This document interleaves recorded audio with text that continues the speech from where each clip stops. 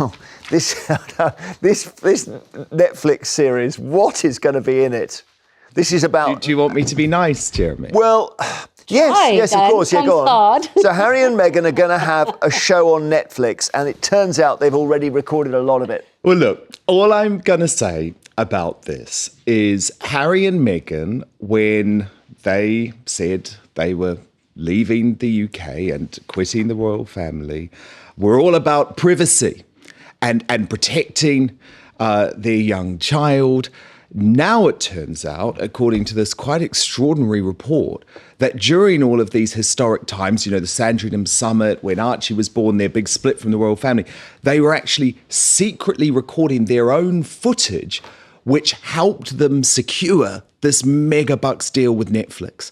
And it adds in to this narrative, which, as you know, Jeremy, I've reported for the past 18 months, and it is just reporting. I don't really have a strong opinion on it, but people within the royal family do, which is that Meghan, while she was a serving duchess and the British royal family being paid for by taxpayers, was on the side negotiating deals with Hollywood power players. And I think regardless of what we think of the royal family and wherever you stand on it, it's quite inappropriate for a duchess, for a princess, for someone paid for by us, she's meant to be doing public duties, actually all about lining her own pocket. For decades, it was Diana that became the most alarming amount of focus on her.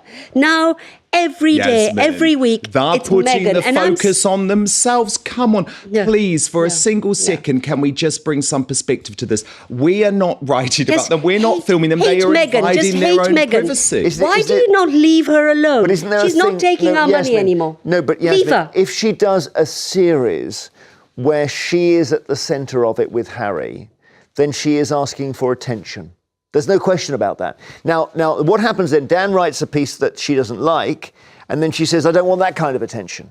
Now, once you're that visible, if you want to go and live in a monastery, that's fine. But if you want to do a Netflix series... This is what they used to say about Diana, and this is what they used to say. And Diana said, courted the press, Yasmin. One of her last phone calls was to Richard Kay, the royal correspondent for the Daily Mail. I thought you'd learnt your lesson. Leave them alone. Let them do what they're not living in your country anymore. They're not taking your money anymore, our money.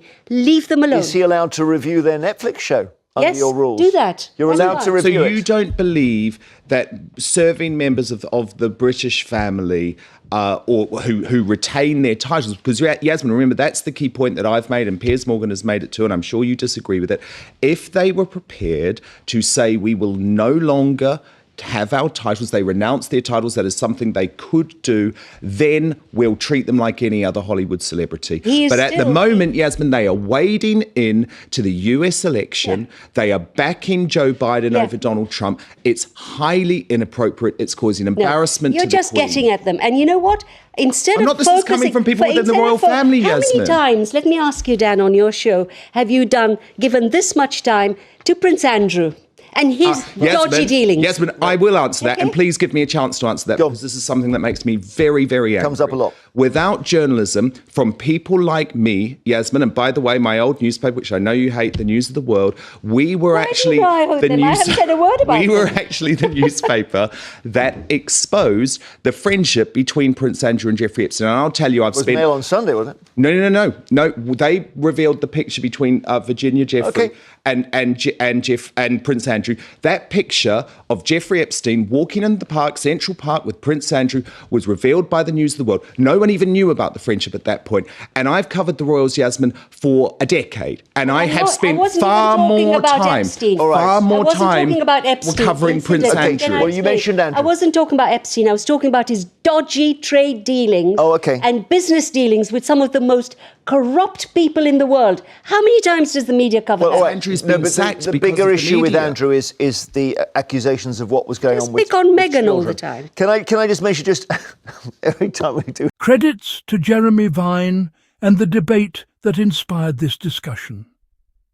The conversation around Prince Harry and Meghan Markle and their Netflix projects really highlights one major contradiction in the way people talk about them. Critics constantly say they should disappear from public life, but the moment they actually tell their own story, those same critics become obsessed with every single thing they do. And honestly, that raises a fair question. What exactly were Harry and Meghan supposed to do after leaving the royal family? Stay silent forever? Never speak publicly again? Never earn money independently? Because that seems to be the expectation from some people. When Harry and Meghan stepped away from royal duties, they also stepped away from taxpayer funding. That is an important fact people conveniently ignore. They were criticised for wanting independence, but then criticised again when they actually tried to build independent careers. It feels like no matter what they do, there is always outrage. The Netflix deal became a huge talking point because suddenly Harry and Meghan were controlling their own narrative instead of allowing tabloids and palace insiders to control it for them. And I think that is what really made some people uncomfortable. For years, stories about Meghan especially dominated headlines. Every tiny detail became front-page news. What she wore, what she ate, how she held Archie. Even harmless moments somehow became controversy. Yet when Harry and Meghan finally spoke for themselves, people acted like it was some unforgivable betrayal. And this idea that Meghan secretly planned Hollywood deals from the beginning has always sounded more like suspicion than proof. Meghan was already a successful actress before joining the royal family. She already had connections in entertainment and media. So the idea that she later returned to that world after leaving royal duties should not shock anyone.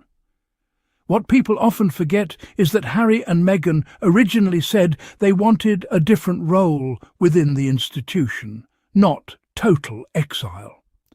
They wanted more privacy, more control over their lives, and less dependence on the toxic relationship between the palace and certain tabloids.